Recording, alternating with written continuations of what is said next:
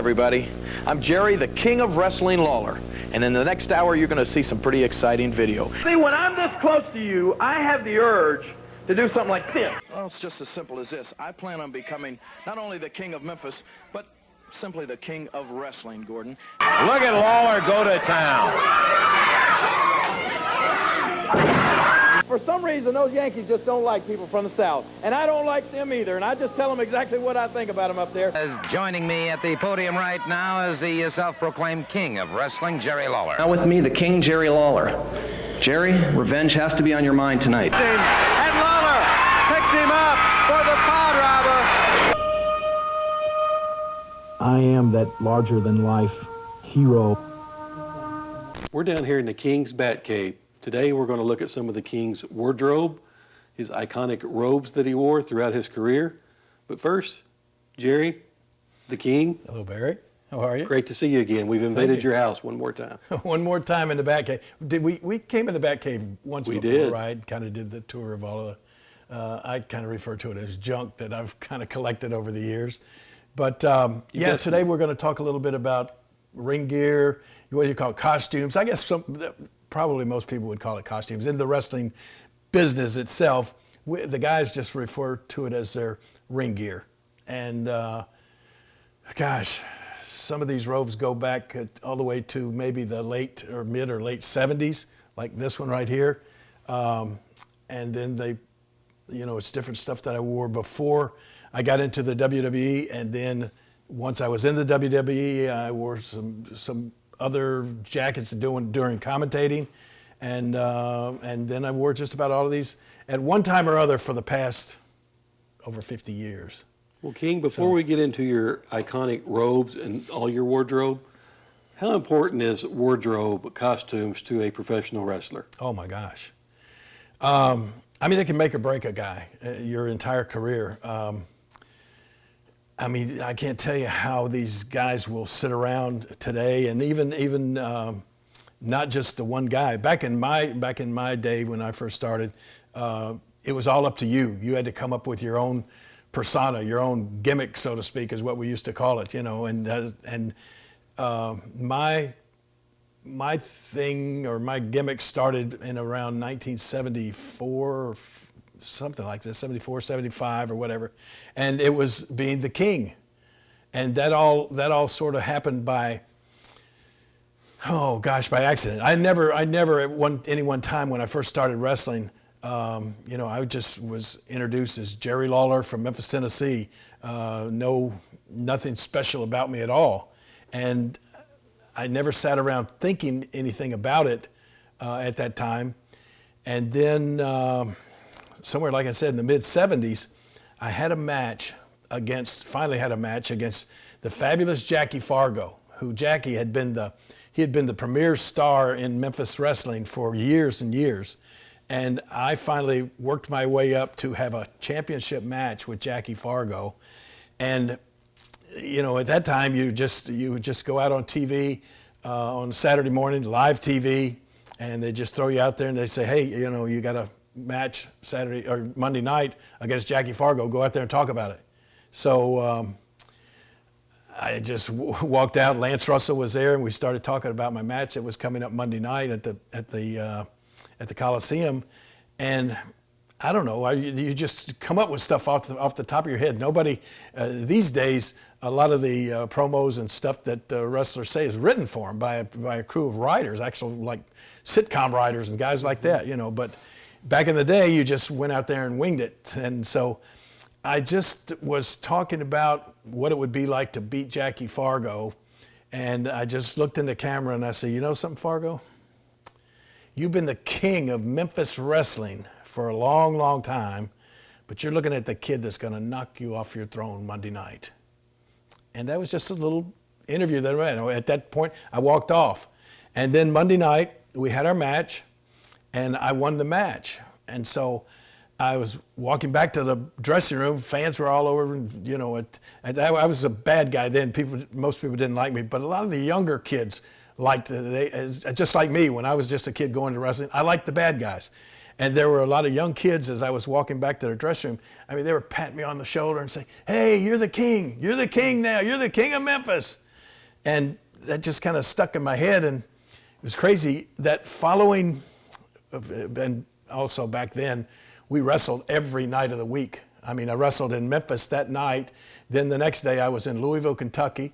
And then on Wednesday I drove to Evansville, Indiana. Then on Thursday I was back up in Lexington, Kentucky. And then on Friday, Jerry Jarrett, who was the promoter in Memphis, he had worked a deal at like a talent swap with the promoter down in Atlanta, Georgia. His name was Jim Barnett. And they were kind of exchanging some talent.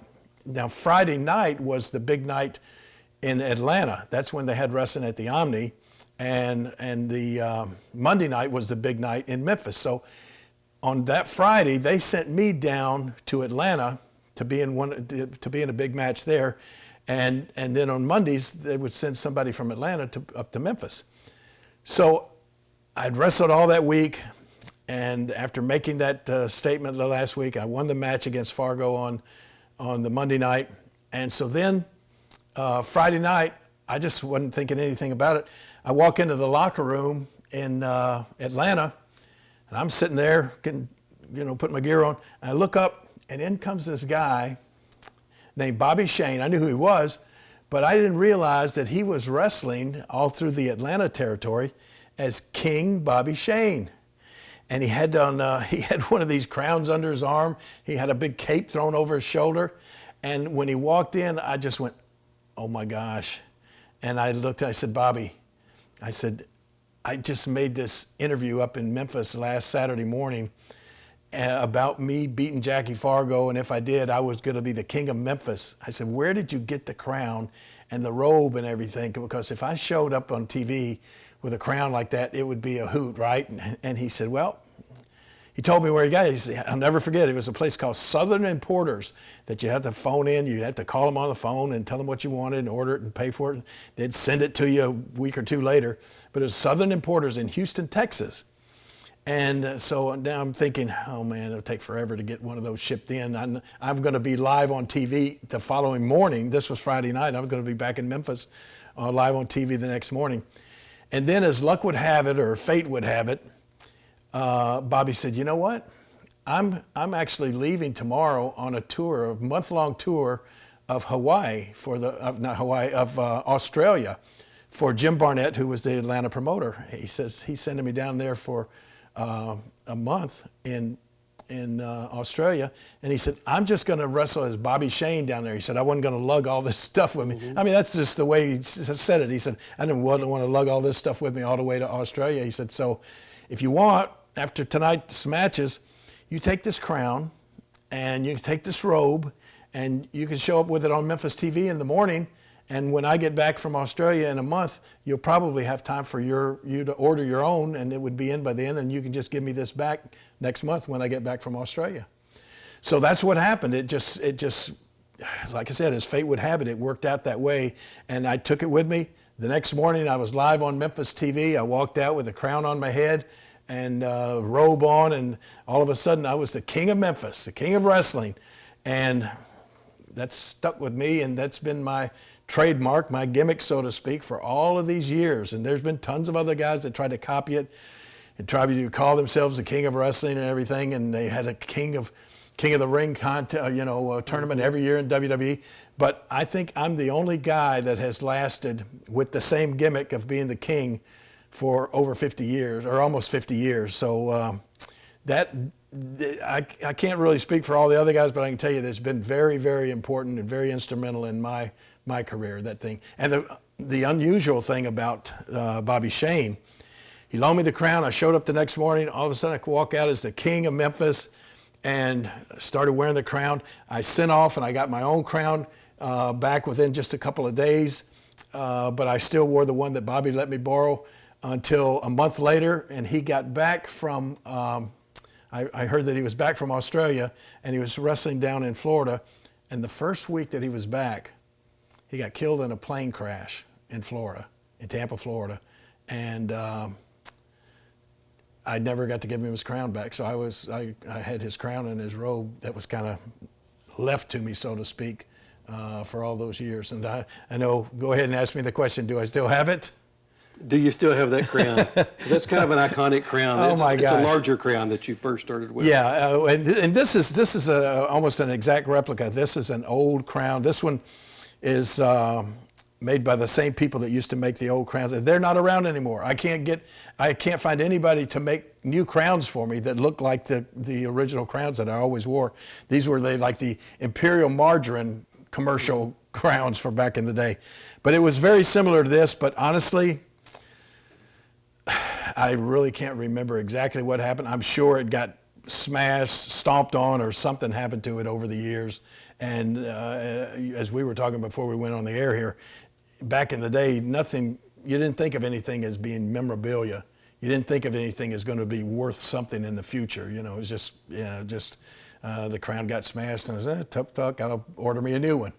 But yeah, somewhere along the line, I wish I knew, because that would be a very valuable piece of memorabilia if I still had that crown. But that would be a $100,000 crown, your very first crown, which really wasn't yours. Exactly. Yeah. With that story, yeah, it would probably be worth that kind of money. How many crowns have you had in your lifetime? Let me see. As I look up here, I know I've got 1, 2, 3, 4, 5, 6 crowns throughout the inside of my house. And if you look right up there, there's probably 2, 4, 6, 8, 10, 12, 14. There's like 14 there.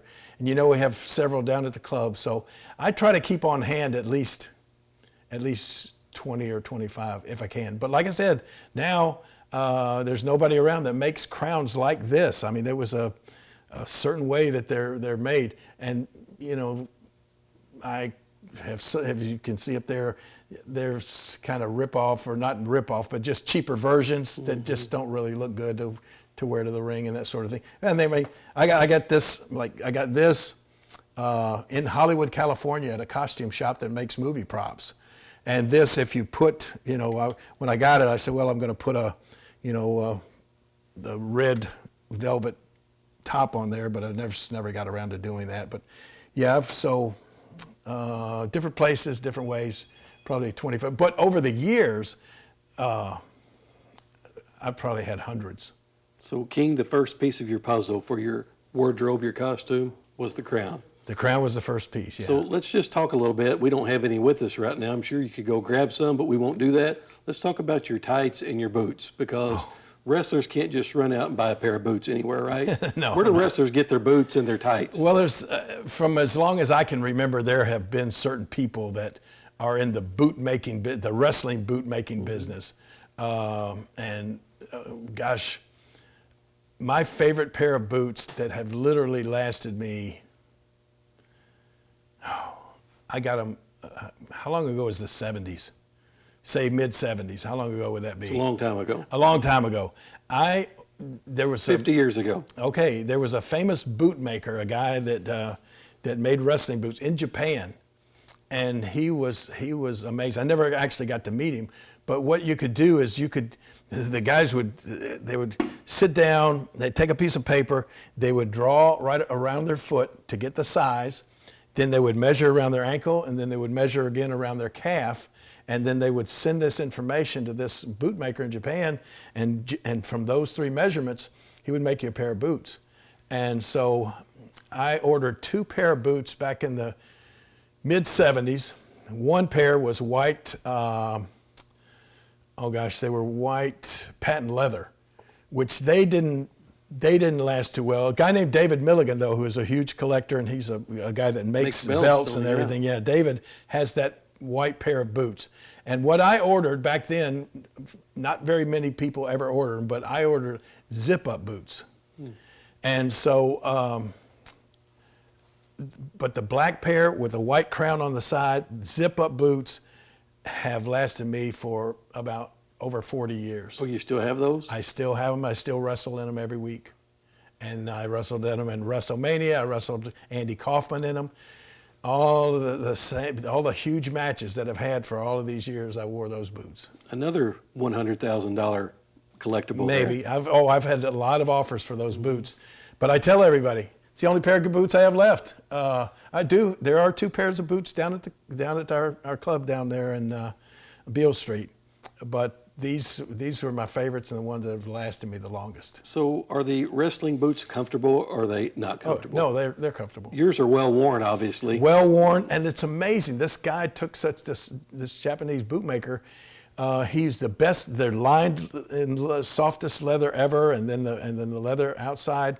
I have had them resold about probably 4 times. That's quality. Yeah, they're amazing. And the other thing, which every night I really honestly think about this every time I put them on, is it's the same zippers. I've never had a problem with either one of the zippers on those boots. And who made these? I have no idea what his name was, but he was a bootmaker in Japan, a little Japanese guy. Which is ironic because I remember Tojo Yamamoto, he wrestled barefooted or in wooden shoes, right? Exactly. And as a matter of fact, Tojo is the guy who put me in touch with this bootmaker. He had all his information back in the day, and I never met him. I didn't get the boots when I went to Japan. I just mailed off the sizes and everything, and he sent it back. We're going to have to get a shot of those boots before we leave. Yeah, we can do that. I mean, I'm sure everybody's seen them, but we've got to get a good close-up of them while we're here. Okay. So, King, what about tights? You wore the straps, one strap down, your famous, I hate to call it a gimmick, it's your famous. No, that's a gimmick, When you kick somebody's butt, you pull the strap down. Pull the strap. That's what I was famous for, pulling the strap. Why does someone pick that type of those tights versus just the shorts? I picked them solely because they were unique. They were different from whatever, what everybody was wearing at the time. And there was once again, we're going back in the 70s. There was a company that is still around today, like I said, is still around today, called Carl and Hildegard. It was a man and his wife, and that was their business. They made wrestling tights. They made trunks. They made the long tights. They made wrestling jackets back in the day, and they did it all. They were in a little town in not Columbus, but right outside of Columbus, Ohio, and they've been making wrestling gear for over maybe 60 years, and it's still, their daughter is still running the business today. And I just ordered some new tights from her not long ago, but. Nowadays, almost everybody you see in the WWE or these other things, they don't even know about Carl and Hildegard, and they have their tights special made. Like in the WWE, they have a wardrobe department, and they have 3 or 4 different wardrobe people. 2 ladies that have been there forever, and then a couple more just kind of seamstresses kind of come and go, but they make all of the gear for all of the WWE people. And they've got to be looking into the future because some of these characters are not even on TV yet, correct? Right, exactly. The cool thing about me, though, I have stuck with Carl and Hildegard, and they still have, they're probably showing this, I'll make sure they show this to you people as we're talking about it right now, but they still have the same little brochure that I looked at when I first got in the business in 1971, with the same drawings of the. They have some tops and some long tights and the different tops and then the short trunks, but there was one called a butcher top, and that had 2 straps, and then the one that I picked out was called a Tarzan top, with just the 1 strap. And that's, I don't know, I just looked at that and I said that was different. Jackie Fargo at the time was wearing the butcher tops. And that's where, Jackie Fargo was my hero, and he became like a father figure to me after I got to know him so well and got into the business. He was just, to me, not just my mentor, but he was just the most special person that I'd ever known in the wrestling business. And that's where the strap coming down really came from. Jackie would wear, like I said, a butcher top. So he had 2 straps. And whenever he would get to a point in the match where, it looked like Fargo's had enough, he would reach up and he would do it. He would reach up with his hands right here and just pull those straps down. And, both the straps would come down, and then Fargo was just ready to kick some butt. And that's where the idea of me pulling down the 1 strap came from. So, King, I think you probably just taught a lot of wrestling fans some lingo. I'm a wrestling fan, been a wrestling fan my whole life. I've never heard it called a butcher strap. I've never heard it called a Tarzan strap. So, this is Tarzan top. Tarzan top. And butcher top. This is also an educational program. Yes, We're it is. educating the Exactly. wrestling fan. Yeah. So, you got your tights, you got your boots, you got your crown. Before we move to the robes, do you remember the first time you pulled the strap down and got the crowd reaction? Do you remember that day? No, I really don't. And it's so funny, I've talked to people about this. I guess over the years, things have become so special to people because of memorabilia and our memories being so important to us. But as I was doing this all throughout my wrestling career, I don't know, I always looked at it as a job. I mean, I just really went to work every day. And I wasn't thinking about,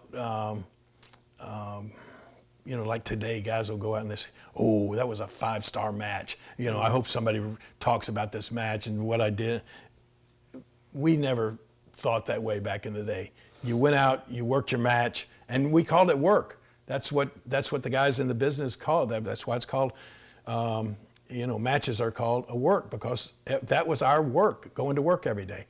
And so I would, when I first started in the business, I moved to Nashville, or actually Hendersonville, Tennessee, bought a house from Tojo Yamamoto in Hendersonville, Tennessee, right on the Old Hickory Lake. And so every day you would go to work. I would get in my car at maybe 2:30 in the afternoon on a Monday, and I would drive down Interstate 40 to the Mid-South Coliseum, get out, go in, say, hey, everybody, go in my locker room or go in my dressing room and wait for my match, go out and do my match, go get in the car, drive all the way back to Hendersonville, get home about maybe 2 o'clock in the morning and go to bed. And then get up the next day, have a little free time, and then about 3 o'clock in the afternoon, get in the car again, drive to Louisville, Kentucky, have the match, and then drive back that night. And it was just like a job, going to work every day. So I don't know, you didn't really stop and think that much about what went into the matches. Or I certainly would have never remembered the first time I pulled a strap down. And there may be guys that are around that do have that kind of memory. I have trouble remember what I had for breakfast this morning. So it's just, I never thought about stuff like that as being important. But you did know that you got the crowd reaction out of it. Oh yeah, well, I mean every night that's what the match was all about. You would strive to get that crowd reaction every single match and every single night, and all match long if you could get it. I mean, that made the difference in you being on top or on the main event as being, on the early part of the card in the first match, an opening match, is if you were able to get the crowd's response and keep it throughout an entire match. Well, King, your wardrobe had to match your character or your gimmick, correct?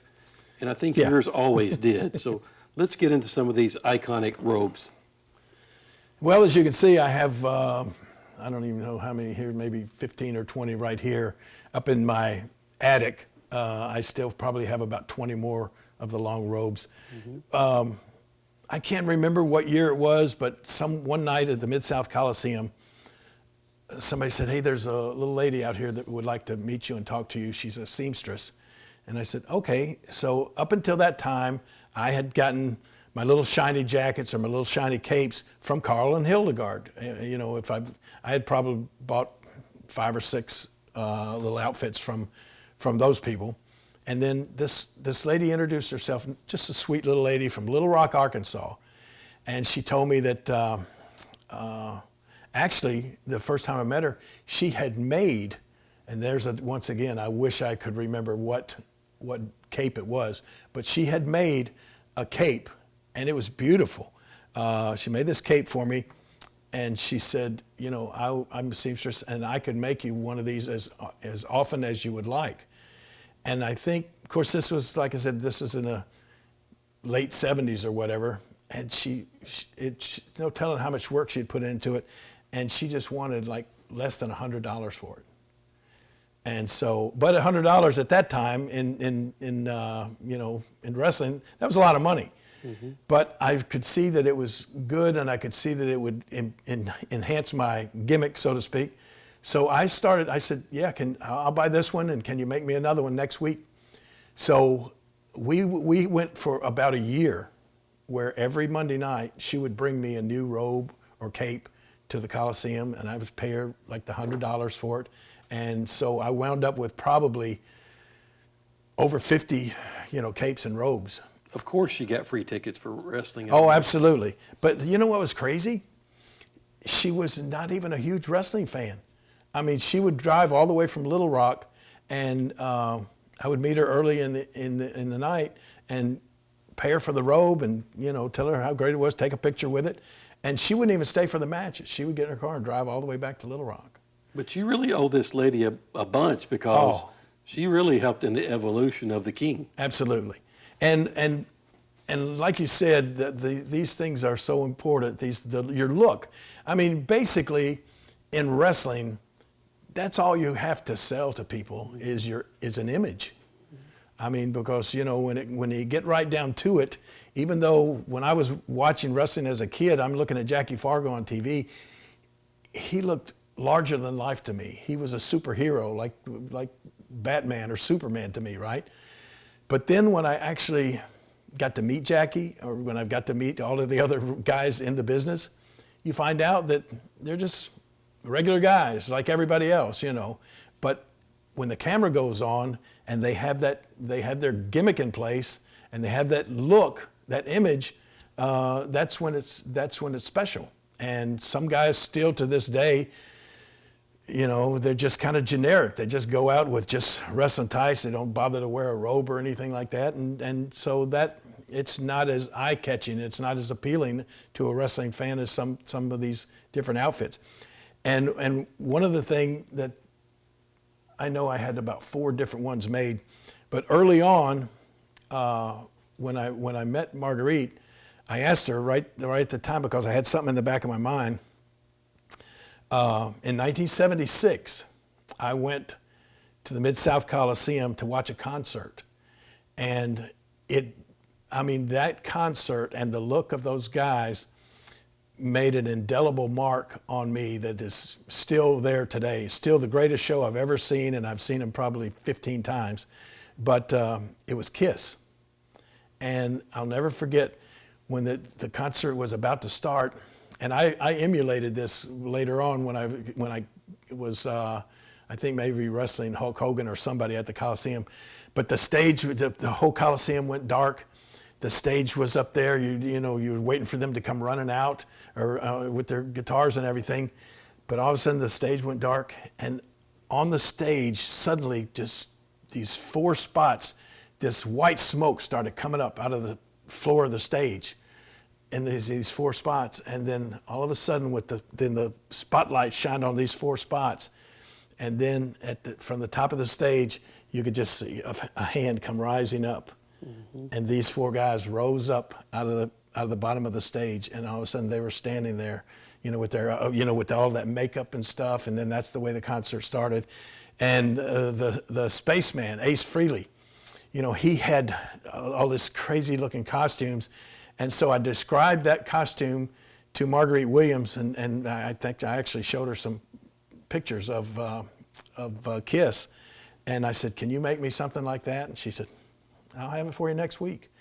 So next week, I went down, I came at the Coliseum, and she had this iconic Kiss-inspired costume for me that has been my favorite all of these years. I wore it starting in the late 70s.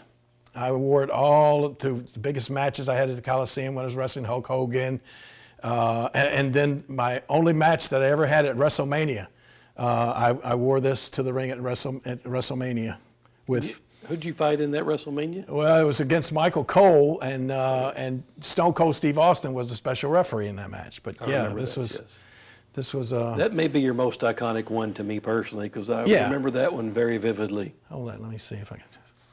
Yeah, it's been my all-time favorite. And on a side note, you and I both seen Kiss in 2019. I think you went backstage with them. Oh yeah, I've become friends with, especially with Paul Stanley since then, and got to meet him several times. But yeah, this is. I didn't know this was inspired by Kiss, though. Yeah. Well, look at this. I'd have to have a little extension now after all of these years. We need your. Yeah, I'm going to have to get Marguerite. Unfortunately, she's passed on. But yeah, this was This is my all-time favorite. And she made me about 3 or 4 more like this that have somehow become collector's item and have gotten away from me. But yeah, that was this is my favorite of all time. But as you can see, I mean, she would try to make different colors, different styles. I know That's your favorite? that's probably my favorite, yeah, without a doubt. And see, I thought that was a lot newer than that. That one's really high quality. It's one of my first ones, yeah. So Marguerite made all of these. Every robe that you see here, and I mean the quality. Every week it was like, every week she would come up with something new and something more spectacular than the last. Take a look at that. I mean, you know, this was just amazing. And every week I would just go, oh my gosh, Marguerite, this is awesome. How much do I owe you for this? And she said, $100. So I said, okay, but yeah. She was a true professional because your ordinary person wouldn't know even where to go get the material. No, and exactly. Material. I mean, every week she would have some kind of new material, the glitter, the sparkle. She would always have some sort of a king emblem on there. So, King, did she know the impact that she had on your career? I don't think she did, no. And even I didn't at that time. You know, that was something that came later that was like an epiphany. I all of a sudden said, hey, golly, I would have never been what I am today without her. And she made this one for you? Yes, she did. Yeah. Tell us about this one. This one's kind of obvious. Well, this is, as most people know, that I am like not just oh gosh, when you look around the Batcave here, I mean, most of my collecting started with Coca-Cola memorabilia. Mm-hmm. But as far as other stuff, I have been a lifelong Cleveland Browns fan. Mm-hmm. Long suffering, believe me. Mm-hmm. We're one of the only teams that's never been to the Super Bowl. And I think this year was Super Bowl 57. So you got to be a true fan to be a Cleveland Browns fan, and you got to be a true Cleveland Browns fan to wear something like this to a match that I had in Pittsburgh, Pennsylvania. And anybody that knows Cleveland sports, they know that Pittsburgh and the Steelers and the Browns was one of the most heated rivalries ever. And so I had Marguerite make me this when I knew I was going to be wrestling in Pittsburgh, and I've worn this several times, just because I'm a Browns fan. Okay, good question. How much lead time did you have to give her for something like this? 1 week. I'm going to Pittsburgh next week. 1 week. Make me a Cleveland Browns robe. Yes, exactly. 1 week. So did you get booed when you wore this? Did I ever? Yeah, and it was so great. Because I can't remember. I may have been wrestling Booker T. But anyway, as I was walking out to the ring, everybody knew, the fans there knew that I was a big Browns fan. And especially then when they saw me coming out with this Cleveland Browns. And I had Cleveland Browns tights. I had a Cleveland Browns Tarzan top. Everything was Browns, top to bottom. So, and it worked out great. They still have footage of it somewhere. But as I was walking by, there was a little kid holding up a big Pittsburgh Steeler poster. And this was back in the day that you could do this kind of stuff and get away with it. I was walking by and I look over. I snatched that kid's poster and I just ripped it up right into the camera. I'm ripping up this Steeler poster with all this Brown stuff on. But so what's your next favorite one? I mean, they're just different materials and different time periods, correct? Yeah, they really are. Trying to think of some of them are when you were wrestling, like this one here, King. Yeah, that goes back to commentating. Yes. Yeah. I remember this one when you were announcing some matches. Yes, and I would always, when I was wearing these, I would always still wear my ring gear underneath it. And then, a lot of times I would be wrestling. I mean, I would start doing the show with Jim Ross, and then boom, bell would ring, they'd play my music. I'd jump up and say, hey, Jim, I'll be right back, and strip off the coat and go into the ring and wrestle. This right here is like, as far as commentating goes, this was my first main jacket that I started wearing in WWE, doing the commentary. And my first WWE publicity photos was wearing this jacket right here. So King, I can't even tell you how many times this was worn on TV. Whenever you dress up in your costume, your wardrobe, I mean, people are thinking royalty, right? That's kind of what you're wanting to get across. Hopefully, yeah, that's what I'm trying to get across. The narrative actually had to fit your gimmick, your character, and you kind of pushed that every chance you got, right? Oh, that's exactly. how you're marketing yourself. Marketing myself, exactly. and then other things would happen, especially once I got into WWE. I started in WWE in 1992, the end of 1992. And at that time, of course, The Rock was one of the big guys, Stone Cold Steve Austin, and they were having these big feuds with Vince McMahon himself. And then, but The Rock would come out and you know, he went from, as a matter of fact, he went from being like a nobody. He started right here in Memphis. There's a TV show on that is starting. The new series or the new season starts March 16th on NBC. It's called The Young Rock. Yes, I've seen And so the first season last year covered The Rock when he was just a little kid and talked about his dad being Rocky Johnson, who had wrestled here in Memphis a lot of times. Well, this season is all about The Rock starting out before he was The Rock, when he was called Flex Cavana. He started out right here in Memphis, Tennessee, and I had several matches with him. And so this season of The Young Rock is going to be all about him being in Memphis. They got an actor playing me. They got an actor playing Rocky or the Rock, and just all the different wrestlers that were in Memphis. They're actually filming it in Australia, of all places. I don't know why, but they've sent me pictures.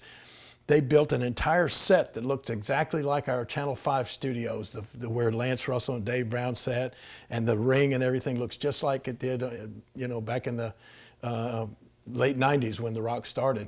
But speaking of The Rock, as I started on a while ago, when he got big there in the WWE, he was famous for wearing these kind of flashy shirts. Mm-hmm. And he would come out and tell everybody, this, you know, no big deal, $1,000 shirt that I got over in Italy and that kind of thing. And so he ran his course there. He was terrific, probably one of the greatest WWE superstars ever. And then, of course, has gone on to become the highest paid movie star in Hollywood, and still to this day. And but when he left, he had worn, I don't know how many of these shirts he had, and they would keep them every week in the wardrobe truck, you know, a big 18-wheeler that goes around with all the shows. And he had left several of those shirts in one of the wardrobe trucks. And after he'd been gone about 6 or 7 months, wardrobe lady came to me before a show and she said, "Jerry, I know you wear these bling shirts with all these sparkles and stuff." And she said, "Rock left about 7 or 8 of his shirts in the truck, and we're clearing out some of the old stuff, and we're just going to throw those things out unless you want them. If you want them, you can have them." So I said, "Sure." So I swear I didn't even think anything about it. I just started wearing them every week, not even thinking about the fact that Rock had worn over some of these on some of the most famous shows ever on Monday Night Raw. He had been wearing these different shirts. But anyway, I was left with 7 or 8 of those shirts, one of which I can't tell you how many times I wore it on Raw. And I had pictures made on the Topps trading cards wearing that shirt. But Rock had worn the shirt before when he was up there during one of the most famous segments ever, where it was he and Mick Foley doing a This Is Your Life show about The Rock. And it was the highest rated episode ever of Monday Night Raw, highest rated segment ever. I remember that. Yeah, and he was a black shirt with these gold, real shiny gold round emblems on it. And then, you know, I didn't even think anything about it, but then I wore the shirt several times, had my picture in the Topps trading cards with it. And I showed it on the Lost Memorabilia show, the WWE did. I showed it and I told the story of it. And I got a call from a person in Hawaii, and they said they wanted to buy that shirt. So anyway, a couple of calls later, back and forth, and I sold the shirt for $10,000, just a short sleeve shirt that The Rock and I had both worn on TV. But you still have one, right? Well, I still have several. I have one is down at our club, and hanging in the memorabilia case. Here's a famous one that The Rock wore. I can't tell you how many times he wore this on the WWE show, and then I wore it several times, and most recently I wore this shirt when I got attacked by Bray Wyatt as you know, with the mandible claw type thing that he was doing. What was the gimmick with the monster face? That would see another Gimmick shirt. But anyway, yeah, I was wearing this on that, which hadn't been all that long ago. Yeah, that's been in the last 5 years, right? Oh, it's been in the last 2 years. Yeah. So anyway, so this is one of the rocks that you got this from was one of the rocks. WB. This was one of the rocks. But yeah, all of these were, and I think there's a couple more that were his over here. Well, King, we're going to edit this part out because he's going to want these back. Oh well, yeah. No, actually, I heard from The Rock about it, and because through Twitter, and he actually said, "I love it, King. You wear it well." And so that was cool. I don't think that would be something that he's worried about these days. No.